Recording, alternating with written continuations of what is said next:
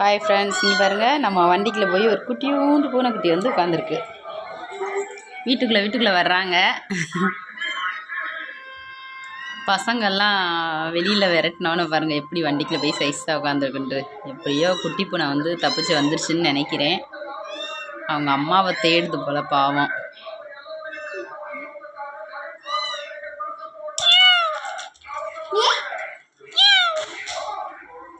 பாப்பா எப்படி கத்துது பத்தியா? என்னன்யா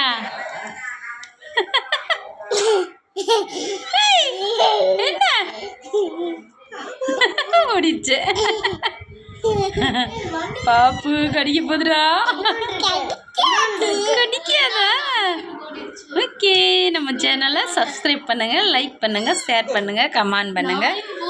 மறக்காமல் பக்கத்தில் இருக்க பெல் பட்டனை கிளிக் பண்ணுங்கள். ஓகே, பாய்.